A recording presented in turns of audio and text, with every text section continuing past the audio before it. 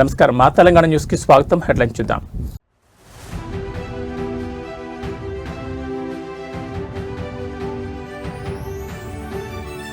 దేవుడి సాక్షిగా protocol war, MP చేతిలో పట్టువస్త్రాలు లాక్కున్న ఎమ్మెల్యే కొరికిపూడి.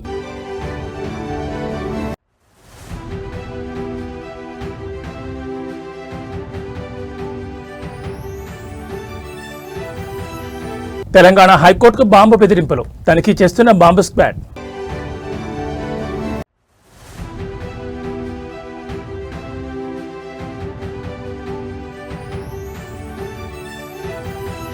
ఖమేని మృతిపై భారత్ మౌనం, కేంద్రంపై ఆగ్రహం వ్యక్తం చేసిన సోనియా గాంధీ.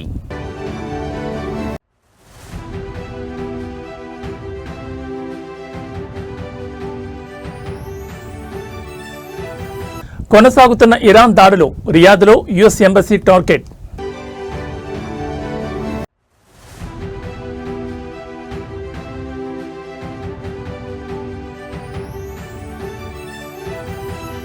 భారత్కు చేరుకున్న పివి సింధు, సురక్షితంగా వచ్చానని ట్వీట్. ఇక డీటెయిల్స్ చూస్తే, Vijayawada TDP MP Kesineni Sivanath, Tiruvuru MLA Kolikapudi Srinivasa Rao మధ్య విభేదాలు మరోసారి బగ్గుమన్నాయి. టీడీపీ అధిష్టానం జోక్యం చేసుకున్న చక్కబడిన ఈ వివాదం తాజాగా దైవ సన్నిధిలో ప్రోటోకాల్ రచ్చకు దారితీసింది. ఎన్టీఆర్ జిల్లా గంపలగూడెం మండలం నెమలి వేణుగోపాలస్వామి ఆలయ బ్రహ్మోత్సవాల్లో ఎంపీ చేతిలో ఉన్న పట్టువస్త్రాలను ఎమ్మెల్యే కొలికపూడి బలవంతంగా లాక్కోవడం హాట్ టాపిక్ అయింది. నిన్న రాత్రి జరిగిన స్వామివారి కళ్యాణానికి ఎంపీ చిన్ని, ఎమ్మెల్యే కొలికపూడి తమ సతీమణులతో హాజరయ్యారు. ఈ సందర్భంగా స్వామివారికి సమర్పించే పట్టువస్త్రాలను ఆలయ పురోహితులు ఎంపీ చిన్ని దంపతులకు అందజేశారు. అయితే తనకు కూడా వస్త్రాలు ఇవ్వాలని ఎమ్మెల్యే పట్టుబట్టారు. ప్రోటోకాల్ ప్రకారం ఒకరికే ఇస్తారని చెప్పిన ఆలయ అధికారులు ఆయనకు తలంబ్రాలు అందించారు. దీంతో అసంతృప్తికి గురైన ఎమ్మెల్యే కొలికపూడి ఎంపీ చేతిలోని పట్టువస్త్రాలను బలవంతంగా లాక్కుని తన తలపై పెట్టుకున్నారు. ఈ అనూహ్య పరిణామంతో అక్కడున్న భక్తులు నివ్వెరపోయారు. ఎంపీ వర్గీయులు అడ్డుకోవడంతో ఇరు వర్గాల మధ్య తీవ్ర వాగ్వాదం చోటు చేసుకుని తోపులాటకు దారితీసింది. వెంటనే పోలీసులు జోక్యం చేసుకుని పరిస్థితిని చక్కదిద్దారు. ఎంపీ కేసినేని చిన్ని తన వర్గీయులను వారించి వివాదాన్ని సద్దుమణిగేలా చేశారు. అనంతరం కళ్యాణ మండపంలో ముందు వరుసలో ఎమ్మెల్యే దంపతులు, వెనుక వరుసలో ఎంపీ దంపతులు కూర్చున్నారు. ఈ ఘటనతో ఆ ప్రాంతంలో ఉద్రిక్తత నెలకొనడంతో పోలీసులు పటిష్ట బందోబస్తు ఏర్పాటు చేశారు.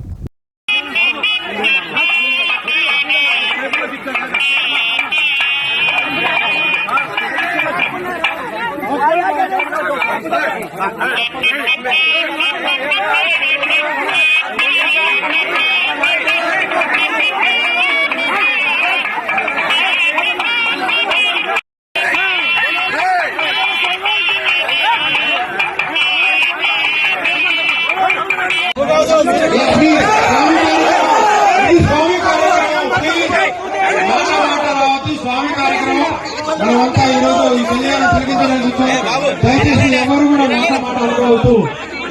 రాష్ట్ర అత్యున్నత న్యాయస్థానం హైకోర్టులో బాంబు బెదిరింపు మేలు కలకలం రేపింది. గుర్తు తెలియని వ్యక్తుల నుంచి హైకోర్టును పేల్చివేస్తామంటూ బాంబు బెదిరింపులు రావడంతో అంతా ఒక్కసారిగా ఒలికిపడ్డారు. సమాచారం అందుకున్న పోలీసులు bomb disposable squad, dog squad తో హుటాహుటిన హైకోర్టు చేరుకున్నారు. కోర్టు ప్రాంగణంలో అనుమానం వచ్చిన ప్రతి వస్తువును క్షుణ్ణంగా తనిఖీ చేస్తున్నారు. అదేవిధంగా ముందు జాగ్రత్త చర్యగా కోర్టు సిబ్బందిని, న్యాయవాదులను, భద్రతా సిబ్బంది అప్రమత్తం చేశారు. న్యాయమూర్తుల ఛాంబర్లు, కోర్టు హాళ్లు, రిజిస్ట్రీ కార్యాలయంతో పాటు పార్కింగ్ ఏరియాలో ముమ్మరంగా గాలింపు చర్యలు చేపడుతున్నారు. తనిఖీలు పూర్తయ్యే వరకు ఎవరూ లోపలికి రావద్దని అధికారులు సూచించారు. అవాంఛనీయ ఘటనలు చోటు చేసుకోకుండా హైకోర్టు పరిసర ప్రాంతాల్లో భద్రతను మరింత కట్టుదిట్టం చేశారు.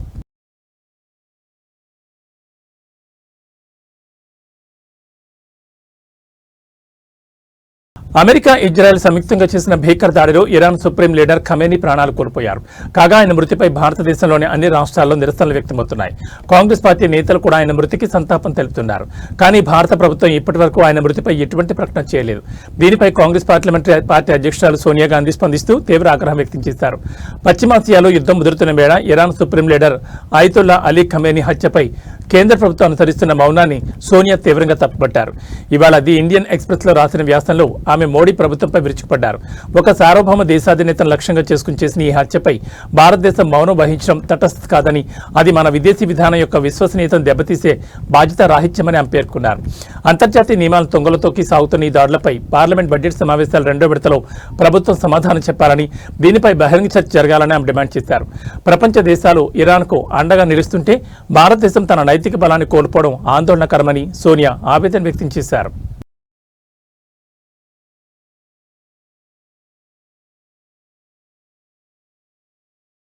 ఉప్పల్ నియోజకవర్గంలో విద్యార్థుల భవిష్యత్తుకు భరోసానిచ్చి ఒక అద్భుతమైన కార్యక్రమం జరిగింది. ఆర్థిక ఇబ్బందులతో సతమతమవుతున్న వైద్య విద్యార్థులకు నేనున్నానంటూ ముందుకొచ్చారు MLA Bandaru Lakshma Reddy. BLR charitable trust ద్వారా ఆయన చేస్తున్న ఈ విద్యా యజ్ఞంలో నేడు మాజీ మంత్రి హరీష్ రావు పాల్గొన్నారు. 7 ఎంబీబీఎస్ విద్యార్థులకు స్వయంగా చెక్కులను పంపిణీ చేసి వారిని ప్రోత్సహించారు. ఉప్పల్ ఎమ్మెల్యే బండారు లక్ష్మారెడ్డి తన సొంత ట్రస్ట్ ద్వారా విద్యార్థులకు అండగా నిలుస్తున్నారు. తాజాగా జరిగిన కార్యక్రమంలో పాల్గొన్న మాజీ మంత్రి హరీష్ రావు ఎమ్మెల్యే లక్ష్మారెడ్డిపై ప్రశంసల జల్లు కురిపించారు. రాజకీయాల్లో ఉంటూనే సామాజిక బాధ్యతను మర్చిపోకుండా డాక్టర్లు కావాలని కలలుగానే పేద విద్యార్థుల ఫీజులు చెల్లించడం అభినందనీయమని కొనియాడారు. కేవలం ఈ ఒక్కరోజే కాదు, ప్రస్తుత విద్యా సంవత్సరంలో మొత్తం 122 మంది వైద్య విద్యార్థులకు బండారు లక్ష్మారెడ్డి ఆర్థిక సహాయం అందించడం విశేషం. వారి విద్యా ఖర్చుల భారాన్ని తానే భరిస్తూ భవిష్యత్తులో వారు మంచి వైద్యులుగా ఎదిగి సమాజానికి సేవ చేయాలని ఆయన ఆకాంక్షించారు. ఈ కార్యక్రమంలో 7 ఎంబీబీఎస్ విద్యార్థులకు హరీష్ రావు మరియు లక్ష్మారెడ్డి కలిసి చెక్కులు అందజేశారు. తమ చదువుకు ఆటంకం కలగకుండా సాయం అందడంలో విద్యార్థులు మరియు వారి తల్లిదండ్రులు హర్షం వ్యక్తం చేస్తున్నారు. మేము డాక్టర్లు అవుతామో లేదో అన్న భయంలో ఉన్నప్పుడు బిఎల్ఆర్ ట్రస్ట్ మాకు కొండంత అండగా నిలిచిందని విద్యార్థులు ఎమోషనల్ అయ్యారు. ప్రజాప్రతినిధులు ఇలాంటి సేవా కార్యక్రమాలు చేయడం వల్ల ఎంతో మంది పేద విద్యార్థుల జీవితాలు మారతాయని హరీష్ రావు ఈ సందర్భంగా పేర్కొన్నారు.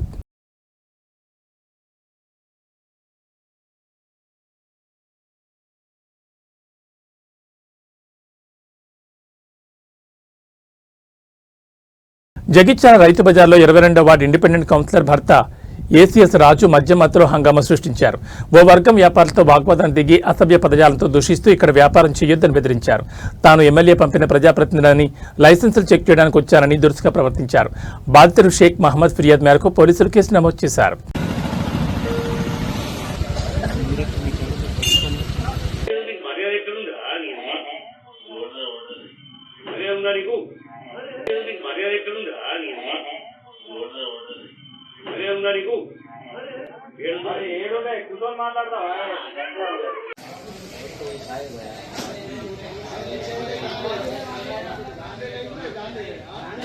లేదు ఇవన్నీ తరపున ప్రజాప్రతినిధి మీరు ఓకే చెప్పింది అర్థమైంది కానీ ఇలా మార్కెట్ కమిటీకి ఒక చైర్మన్ ఉన్నారు. వచ్చినాక వాళ్ళు మాట్లాడుతున్నారు. ఇది మీకు సంబంధించిన విషయం మాట్లాడతారంటే ఏంటలేరు సార్, మీకు సంబంధం లేని విషయం సార్.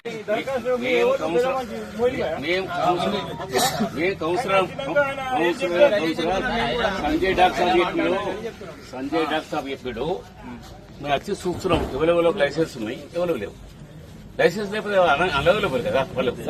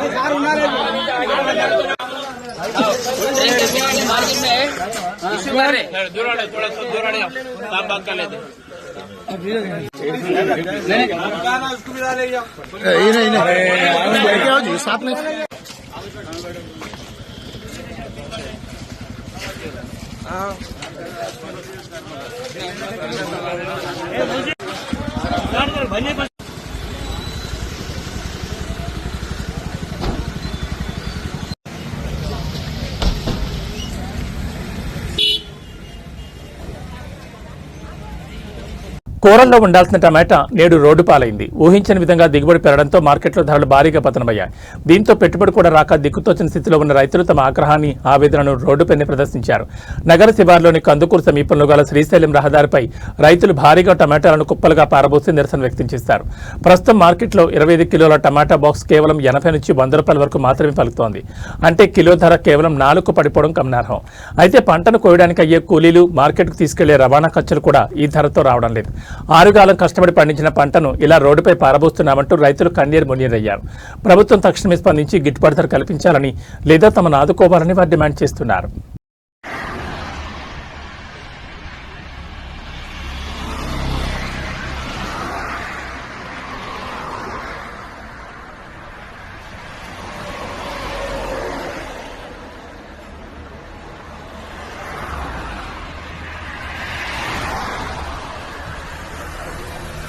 తమ సమస్యల పరిష్కారం కోసం విజయవాడలో ఆందోళన చేస్తున్న అంగన్వాడీల పట్ల పోలీసులు పాశవికంగా ప్రవర్తించారు. మంగళవారం తెల్లవారుజామున పోలీసులు పెద్ద ఎత్తున శిబిరంలోకి చొచ్చుకొచ్చి వేలాది మందిని మూకమ్మడిగా అరెస్టులు చేశారు. టెంట్ కూల్చేసి లైట్లు ఆపేసి మహిళలను బలవంతంగా ఈడ్చుకుంటూ బస్సులోకి ఎక్కించారు. నిద్రపోతున్న అంగన్వాడీల మీద పోలీసులు జులుం ప్రదర్శించారు. ప్రభుత్వ చర్యలపై అంగన్వాడీలో తీవ్ర ఆగ్రహం వ్యక్తం చేశారు. ప్రభుత్వానికి వ్యతిరేకంగా నినాదాలు చేశారు. ఈ సందర్భంగా అంగన్వాడీ మహిళలు మాట్లాడుతూ అధికారంలోకి రాకముందు చంద్రబాబు తమకు ఇచ్చిన హామీని అమలు చేయాలని కోరామన్నారు.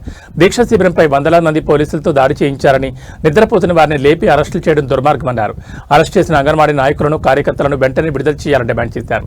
అంగన్వాడీ యూనియన్ నాయకులతో వెంటనే చర్చించి తమ న్యాయమైన వేతనాల పెంపుదల డిమాండ్ పరిష్కరించాలని కోరారు.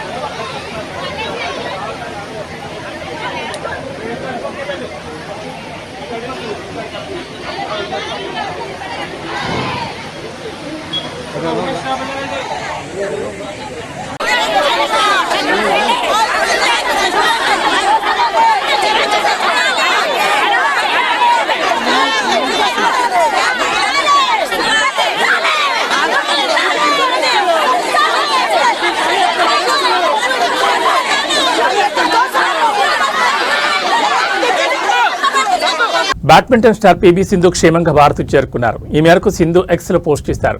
పీవీ సింధు దుబాయ్కి వెళ్లి గత కొన్ని రోజులుగా చిక్కుకునిపోయారు. ఇరాన్, ఇజ్రాయెల్ మధ్య యుద్ధం కారణంగా దుబాయ్ ఎయిర్పోర్ట్ను కూడా మూసివేయడంతో పీవీ సింధు దుబాయ్లోనే ఉండిపోవాల్సి వచ్చింది.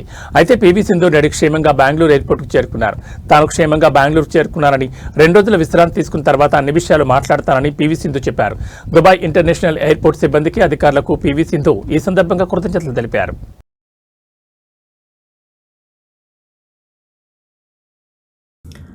Hi everyone, I wanted to share a quick update and firstly thank you all who have been reaching out and checking on us. And well, I was transiting from Bangalore, where I train and live full time now, to Birmingham in the UK to compete the All England Championships. And once our flight landed in Dubai, events beyond our control began to unfold, and shortly after, the airspace also was shut down. And the last few hours have been extremely tense. We could hear the sounds of interceptions overhead, and a few hours later there was explosion very close to where we were holed up at Dubai airport. My coach was barely about 100 meters away where it happened, and had to quickly move out of the area. Experiencing something like this in such close quarters is truly it truly shakes the very foundation you're built on. And you never expect these things to happen to you or anyone close to you, but sometimes situations are beyond your control, what they do. So I feel incredibly blessed to have such a strong and united team around me, and everyone had stayed calm, supported one another, and shown real strength during a very frightening situation. And currently we are safe now and have been moved to a more secure place. I'm deeply grateful to the Dubai authorities and the staff at Dubai airport also, who's been incredibly and tireless in ensuring everyone's safety. We're also truly grateful to Emirates and the airport staff for being incredibly kind and supportive with so many passengers stranded. Their hands were understandably tied, but they showed genuine empathy and care towards everyone going through this difficult experience. And I would also like to sincerely thank the Indian High Commission in Dubai for their extraordinary support. And when I reached out requesting assistance, the High Commissioner immediately responded, and on high super priority notice deployed his team to help us. They have been incredibly supportive, not just to me but to everyone stranded here, ensuring safety, coordination, and constant communication during a very difficult time. And anyone currently stuck or needing assistance is encouraged to reach out using the official helpline numbers shared by the High Commission. And of course, we are truly blessed to have such a sensitized and incredible team looking out for Indian citizens here. And for now, we're trying to get some rest and remain hopeful as the situation continues to unfold. So thank you all for your prayers, messages, and concern. Well, it truly means a lot to all of us. And stay safe. Thank you. సంపూర్ణ చంద్రగ్రహణం నేపథ్యంలో యాదగిరిగుట్ట లక్ష్మీనరసింహస్వామి ఆలయాన్ని ఇవాళ ఉదయం అర్చకులు మూసివేశారు. గ్రహణ కాలంలో పాటించాల్సిన శాస్త్రోక్త నిబంధనల ప్రకారం ఆలయ ద్వారాలను తాత్కాలికంగా మూసివేసినట్లుగా ఆలయ అధికారులు వెల్లడించారు. గ్రహణ సమయానికి ముందే స్వామివారికి నిర్వహించే నిత్య పూజలు కైంకర్యాలను ముగించి అర్చకులు గర్భాలయ ద్వారాలను మూసివేశారు. ఇక గ్రహణ కాలం ముగిసే వరకు భక్తులకు స్వామివారి దర్శనంతో పాటు అన్ని రకాల ఆజిత సేవలను రద్దు చేశారు. అన్నప్రసాద వితరణ కూడా నిలిపివేశారు. గ్రహణం వీడిన తర్వాత ఆలయ శుద్ధి, సంప్రోక్షణ వంటి కార్యక్రమాలు నిర్వహించనున్నారు. అనంతరం రేపు ఉదయం స్వామివారికి విశేష పూజలు నిర్వహించి భక్తులను దర్శనానికి అనుమతించనున్నారు. దూర ప్రాంతాల నుంచి స్వామివారి దర్శనానికి వచ్చే భక్తులు గ్రహణ సమయాలు, ఆలయ వేళలను గమనించి తమ ప్రయాణాలను ప్లాన్ చేసుకోవాలని ఆలయ ఈవో సూచించారు.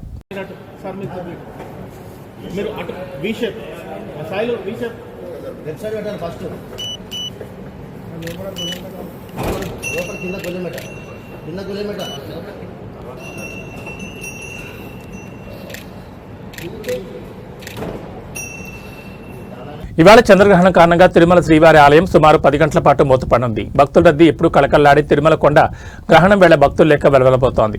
మంగళవారం మధ్యాహ్నం 3 గంటల 20 నిమిషాలకు ప్రారంభమై సాయంత్రం 6 గంటల 47 నిమిషాల వరకు చంద్రగ్రహణం ఉండనుంది. ఆగమశాస్త్ర నియమాల ప్రకారం గ్రహణం ప్రారంభానికి 6 గంటల ముందుగానే ఆలయ ద్వారాలను మూసివేయడం ఆనవాయితీ. ఈ నేపథ్యంలో తిరుమల తిరుపతి దేవస్థానం నేడు ఉదయం 9 గంటలకే శ్రీవారి ఆలయ గర్భాలయ తలుపులను మూసివేసింది. గ్రహణం ముగిసిన తర్వాత రాత్రి 7 గంటల 30 నిమిషాలకు తలుపులు తెరిచి సంప్రోక్షణ, శుద్ధి నిర్వహించనున్నారు. అనంతరం రాత్రి 8:30 గంటల నుంచి భక్తులను సర్వదర్శనానికి అనుమతిస్తారు. ఈ సుదీర్ఘ విరామం కారణంగా తిరుమల మాడవీధులు, క్యూ లైన్లు భక్తులు లేక వెలవెలబోతున్నాయి. నిత్యం గోవింద నామస్మరణతో మారుమోగే తిరుమల గిరులు ప్రస్తుతం ఆధ్యాత్మిక నిశ్శబ్దంలో మునిగిపోయాయి. కాగా గ్రహణం ప్రభావంతో నేడు శ్రీవారి ఆలయంలో నిర్వహించే పలు విశేష సేవలను టీటీడీ రద్దు చేసింది. అష్టదళ పాద పద్మారాధన, కళ్యాణోత్సవం, ఊంజల్ సేవ, ఆర్జిత బ్రహ్మోత్సవం మరియు సహస్ర దీపాలంకరణ సేవలను పూర్తిగా నిలిపివేశారు. అంతేకాకుండా తిరుపతిలో జారీ చేసే ఎస్ఎస్డీ టోకెన్లను కూడా మొన్న రద్దు చేసిన సంగతి తెలిసిందే. గ్రహణ సమయంలో అన్నప్రసాద వితరణ కేంద్రాలు కూడా మూసివేయనున్నారు. తిరుమలతో పాటు తిరుచానూరు పద్మావతి అమ్మవారి ఆలయం, గోవిందరాజస్వామి, కోదండరామస్వామి ఆలయాలు కూడా ఉదయం 9 గంటలకే మూతపడ్డాయి. రాత్రి పూజల అనంతరం తిరిగి భక్తులకు దర్శనం కల్పించనున్నారు.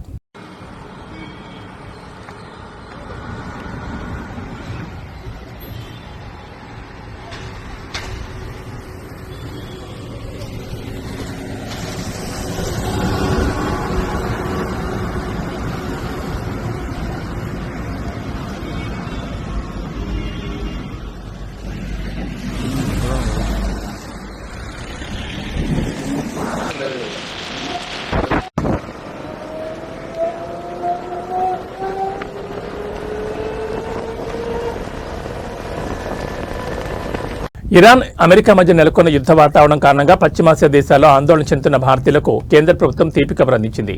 గత 3 రోజులుగా నిలిచిపోయిన విమాన రాకపోకలను మంగళవారం నుంచి పాక్షికంగా పునరుద్ధరించారు.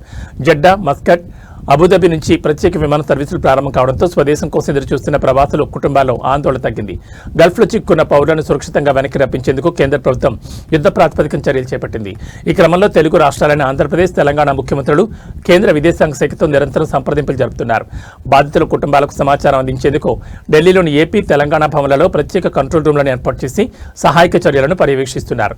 ప్రయాణికుల రద్దీని దృష్టిలో ఉంచుకుని ప్రముఖ విమానయాన సంస్థలు ప్రత్యేక సర్వీసులు నడుపుతున్నాయి. ఇండిగో జెడ్డా నుంచి హైదరాబాద్, ముంబై, ఢిల్లీలకు 10 ప్రత్యేక విమానాలను కేటాయించింది. ఎయిర్ ఇండియా ఎక్స్ప్రెస్ మస్కట్ నుంచి కొచ్చి, ఢిల్లీ, ముంబై నగరాలకు సర్వీసులను పునరుద్ధరించింది. Emirates and Etihad Dubai, Abu Dhabi నుంచి పరిమిత సంఖ్యలో విమానాలు నడుపుతున్నాయి. ఇప్పటికే కొన్ని విమానాలు ఢిల్లీ, బెంగళూరు విమానాశ్రయాల్లో సురక్షితంగా ల్యాండ్ అయ్యాయి. ప్రత్యామ్నాయ మార్గాల్లో ప్రయాణించడం వల్ల ప్రయాణ సమయం పెరగడంతో పాటు ఇంధన ఖర్చులు అధికమై టికెట్ ధరలు భారీగా పెరిగాయి. ఈ నేపథ్యంలో ప్రయాణికులు విమానాశ్రయానికి వచ్చే ముందే తమ ఫ్లైట్ స్టేటస్ను చెక్ చేసుకోవాలని పౌర విమానయాన మంత్రిత్వ శాఖ సూచించింది. పశ్చిమాసియాలో ఉద్రిక్తతలు కొనసాగుతూనే ఉన్నాయి. తమ సుప్రీం లీడర్ ఆయతుల్లా అలీ ఖమేనీ మృతికి ప్రతీకారంగా అమెరికా వైమానిక స్థావరాలు, ఇజ్రాయెల్పై ఇరాన్ దాడులకు పాల్పడుతోంది. గల్ఫ్ దేశాల్లోని అమెరికా స్థావరాలు, రాయబార కార్యాలయాలపై దాడులను ముమ్మరం చేసింది. తాజాగా సౌదీ అరేబియా రాజధాని రియాద్లోని అమెరికా ఎంబసీపై డ్రోన్లతో విరుచుకుపడింది. రియాద్లోని అమెరికా ఎంబసీపై 2 డ్రోన్లతో దాడి జరిగిందని సౌదీ రక్షణ మంత్రిత్వ శాఖ ప్రకటించింది. దీంతో ఆ ప్రాంతంలో మంటలు చెలరేగాయి. దట్టమైన పొగాలమ్ముకుంది. దీంతో ఎంబసీ భవనానికి స్వల్పంగా నష్టం వాటిల్లినట్టు తెలుస్తోంది. దాడి సమయంలో కార్యాలయం మొత్తం ఖాళీగా ఉండడంతో ఎవరికీ ఎలాంటి ప్రమాదం వాటిల్లలేదని సమాచారం.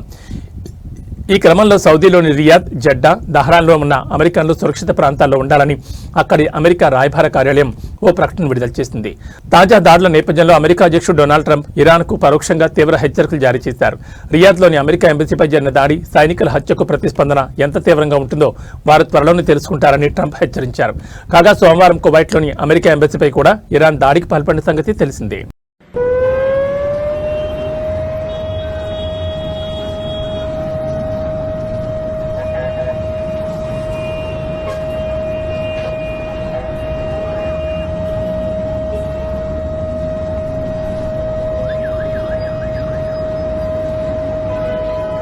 న్యూస్ ముగించే ముందు హెడ్లైన్స్ మరోసారి.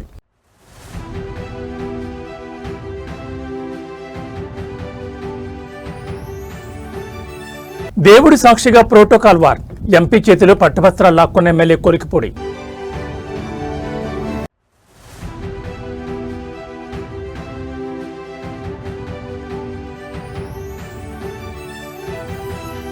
తెలంగాణ హైకోర్టుకు బాంబు బెదిరింపులు, తనిఖీ చేస్తున్న బాంబు స్క్వాడ్.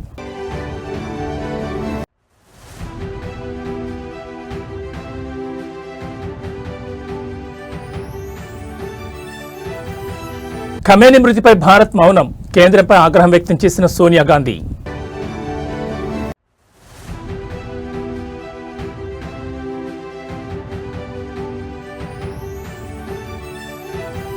కొనసాగుతున్న ఇరాన్ దాడులు, రియాద్లో US embassy target.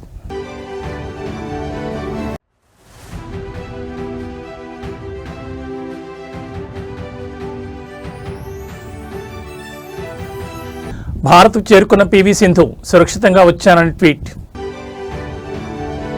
AB bulletin విశేషాలు. నమస్కారం.